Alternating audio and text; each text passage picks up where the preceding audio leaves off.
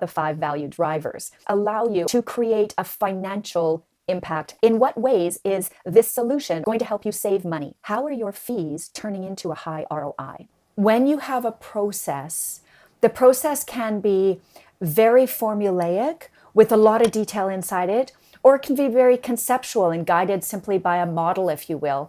The idea of the process here is giving us the ability to match our talents and our skill set and the way we think and to set us up for success, matching that with what the client needs in order to generate the kind of outcomes we want for them, right?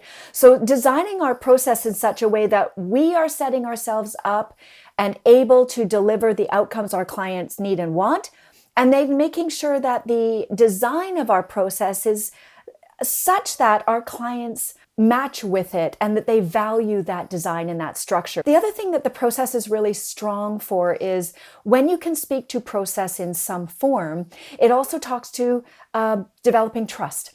You're showing people that this isn't just something that is off the cuff or off the side of your desk or a napkin design, but something that is actually designed with intention for the purposes of generating great outcomes. That, of course, makes you also referable. So this whole idea of having some kind of designed delivery is about setting yourself up for success, matching with what the client wants the experience to be like logistically, and also building trust and making you more referable.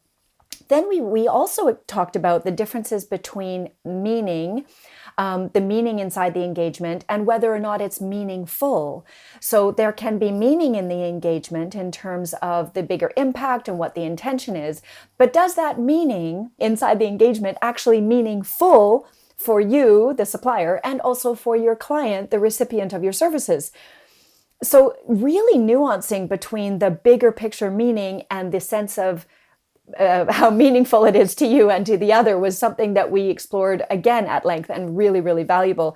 Here we were talking about the role of whether something has meaning in it, is talking about potential and bigger picture, and that can really inspire a level of passion, a level of excitement.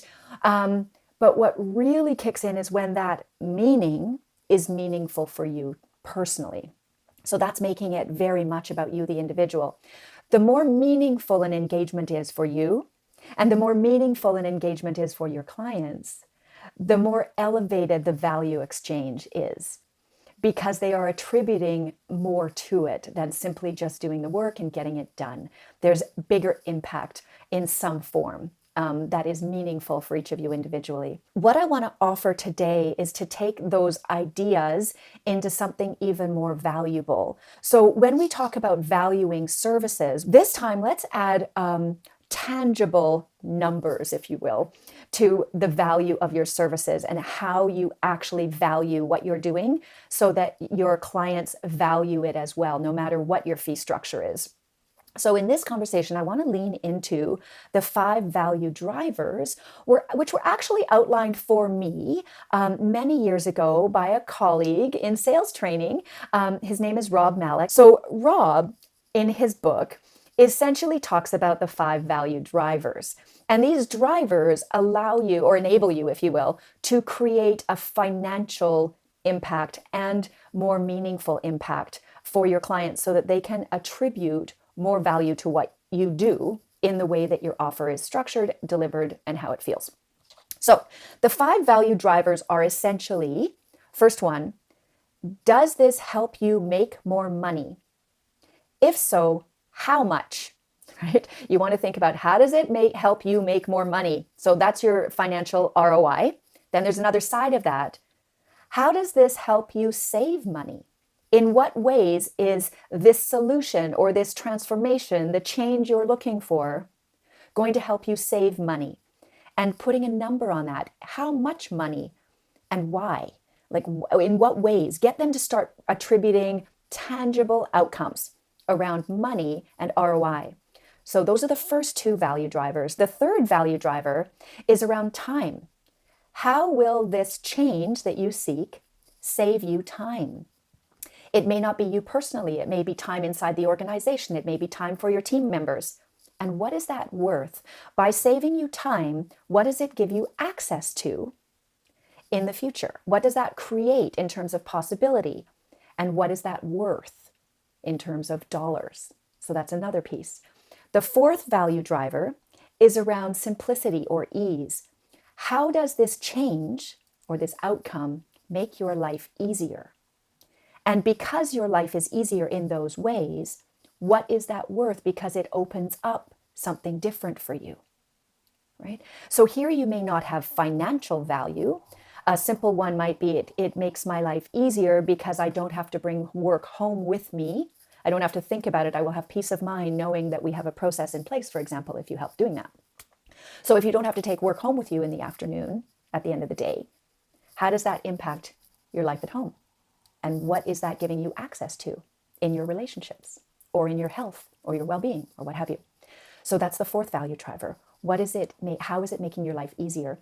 And then the fifth value driver is what I think Rob calls living the dream, which means access to your future self, access to your vision of your better future. So how is it helping you realize that or get you closer to experiencing that ideal future self or future that you envision? So the 5 value drivers again are, how does it make you money? How does it save you money? How does it save you time? How does it make your life easier?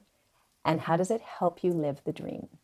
So these are the 5 value drivers that Rob introduced me to that I'm now sharing with you. And also, if you're wanting to start thinking about these value drivers, like let's say that you have tangible numbers there. So then what you're wanting to do is think about when you are structuring your fees, how are your fees turning into a high ROI? So there are some schools of thought that would say that there should be a 3 or 4 times ROI on your investment.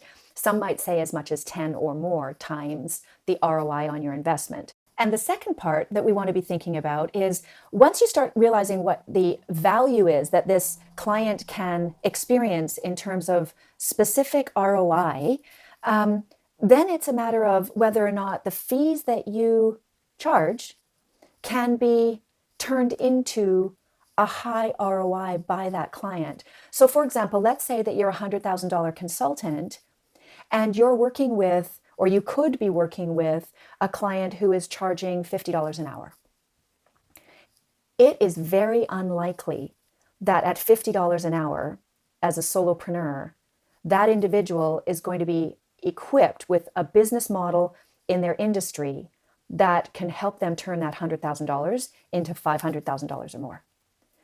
So thinking about the best possible impact that your work can have, and as you structure your fees, what is the client avatar per se, or what does the client profile need to be so that they can generate a 5 to 10 times the ROI on their investment with you?